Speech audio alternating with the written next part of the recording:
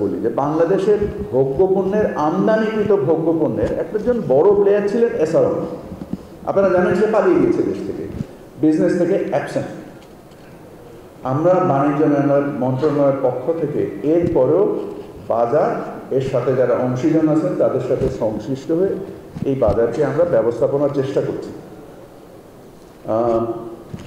এবং আশা করি তেমন কোনো বিপত্তি আল্লাহর রহমতে এখনো পর্যন্ত হয়নি।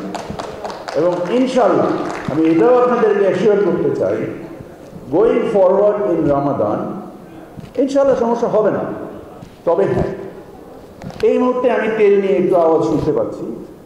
এই আওয়াজটাও কখনো কখনো আমাদের এই যে তেলের মার্কেটের যে ডাইনামিক্স যেভাবে অপারেট করে, যে কয়েকজন উৎপাদক রিফাইনারি আছেন, এর সাথে একটা বড় সংখ্যক ব্যবসায়ী যারা জিও বা এসওকে নিয়ন্ত্রণ করেন, এনারা ফরওয়ার্ড এই জিনিসগুলো পারচেস করেন এবং এনারা বিভিন্নভাবে মিডিয়ার সাথে সংশ্লিষ্ট হয়ে এই তথ্য প্রচার করতে চান যে বাজারে একটা সংকট আছে। তখন ভোক্তা পর্যায়ে মজুদ শুরু হয়, খুচরা পর্যায়ে মজুদ শুরু হয় এবং ওদের পোয়াবারও হয়। আমি আপনাদেরকে বিশেষভাবে মিডিয়ার মাধ্যমে অনুরোধ করব, এরকম কোনো অবস্থান দেশে নেই।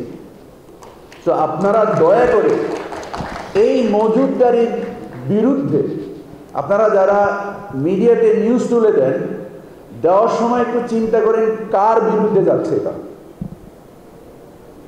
এবং কার পক্ষে যাচ্ছে। ওই মজুদদারের পক্ষে আপনি নিউজ করছেন কিনা এবং ভোক্তার বিপক্ষে নিউজ যাচ্ছে কিনা।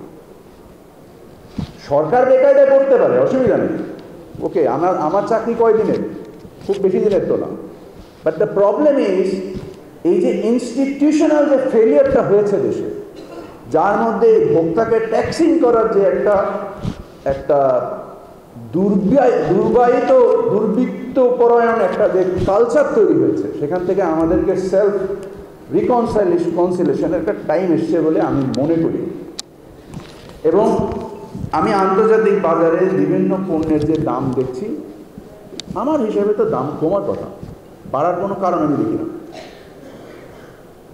কোনো কারণ দেখি না। আশা করি আল্লাহর রহমতে আল্লাহ বরকত দেবেন আমাদের কর্মকাণ্ডে এবং আমরা উপযুক্ত মূল্যে, আমরা চাই না বাজার নিয়ন্ত্রণ করা, আমার আগ্রহ না,